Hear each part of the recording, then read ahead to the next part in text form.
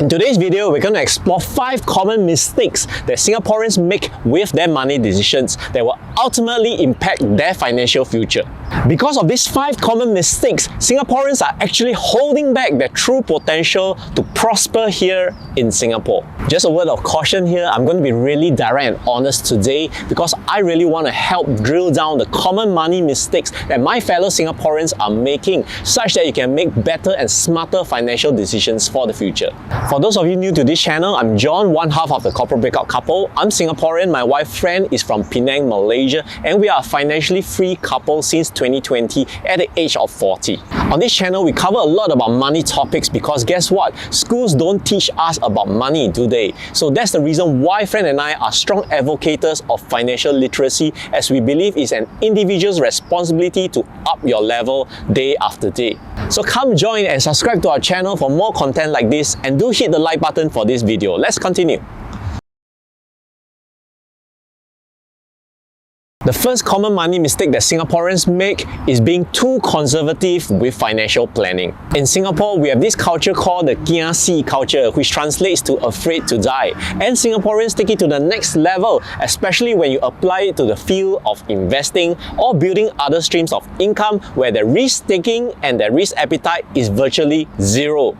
As they say, low risk, low reward. High risk, high reward. In a Singaporean's case, there's an overemphasis on the risk element such that there's a lot of fear, anxiety, and limiting beliefs surrounding it, such that it paralyzes them from taking the investment, building that source of income.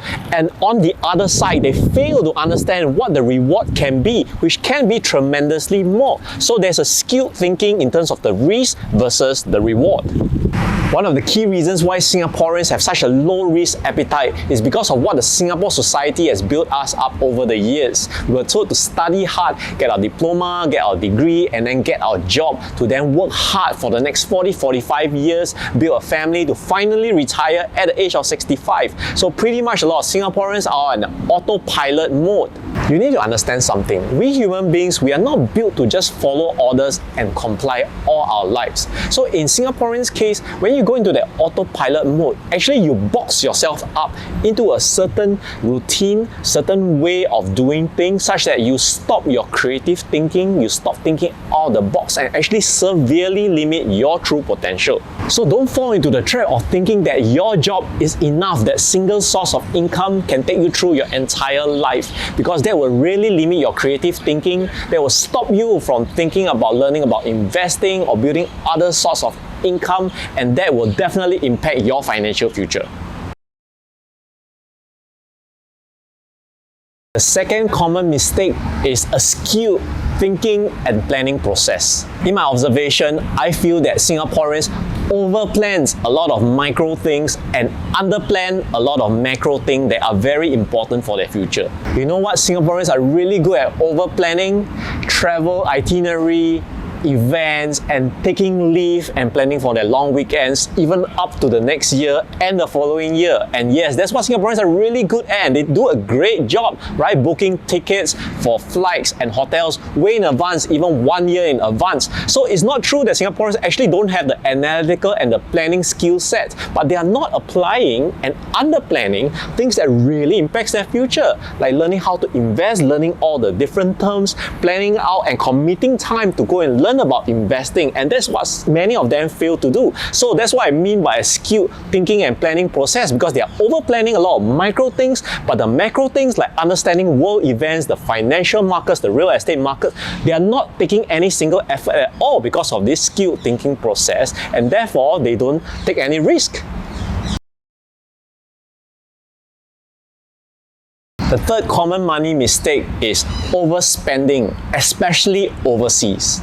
Because Singapore has experienced strong economic growth and stability over the years, and the Sing dollar has performed very well in the last few decades, especially against our Southeast Asian neighbors, Singaporeans tend to be overconfident in the strength of our currency, our purchasing power, and the ability to continue that way for the long term.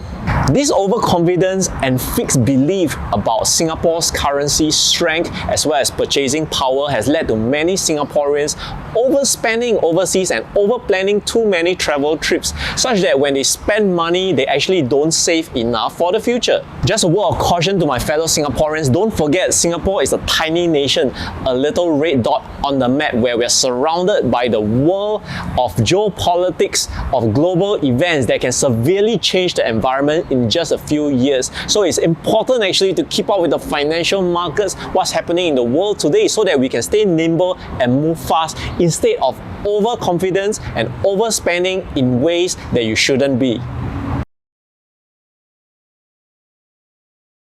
The fourth common money mistake is holding one single source of income, which is holding one job for your entire career, which to me is maximum risk.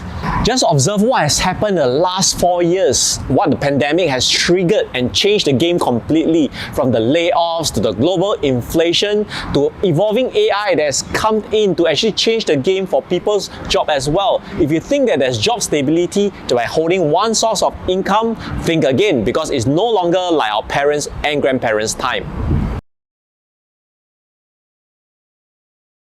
The fifth common money mistake is a lot of Singaporeans are not keeping up with the financial news and world events that actually would impact them on their future. A lot of Singaporeans travel a lot, and for that matter, a lot of Singaporeans are exposed to the world as a tourist. But in terms of exposure to the world events and the news that really matters, a lot of Singaporeans are underexposed. This actually boils down to a self-awareness issue, because for many years, Singaporeans have allowed the government to dictate and control what they should do and should not do with all the laws and regulations. I'm not saying that's a bad thing, but because of this autopilot mode, not thinking out of the box and just following blindly has actually blinded Singaporeans' eyes in terms of worldly events that's actually really important, instead focusing on micro things that actually may not matter that much. And one prime example I can give is retirement.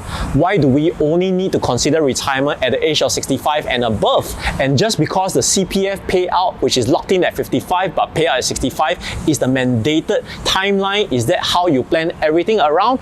Or do you actually challenge the system and aim to retire much earlier than that? So in order for you to break out of the box, to think out of the box, you want to change your circumstance, you want to change your life by staying plugged in to the worldly events and the financial markets. The reason for today's video, where I'm bringing to your attention 5 common mistakes that Singaporeans are making, is so that you can raise your level of self-awareness and also up your financial literacy level, because you must understand Singapore is currently in a very strong and favorable position for you to take advantage of, to build towards a beautiful early retirement future, for you to use your money to make it really grow and work hard for you, instead of going to neighboring countries to spend money like water, like a king or queen. There are so many examples. So one example is you can gun for a second property in Singapore. Yes, especially if you are 2 Singaporeans, you can decouple and get a second property and gun for it, because in the property and the real estate market is still going up, is favorable to you. So take advantage of that by putting in short-term sacrifices for a long-term gain. Every Singaporean has that opportunity to make that huge profit, especially off their first property, whether it's from a BTO, HDB or resale or private property. So don't lose that advantage, and don't think of your first home as your forever home, because you can always buy other homes when you make more money in future. I hope this video has benefited you and raised your level of self-awareness. Come join us on our free masterclasses, which we conduct a few times a month on Zoom, on topics such as money, personal finance, on investing, on breaking out the rat race, early retirement, and much more. Click on the link below to join our mailing list so that we can send you the upcoming Zoom details. I'm John, one half of the Corporate Breakout Couple, signing off. Do hit the like button, subscribe to join this channel, and share this video with all your friends. See you in the next video.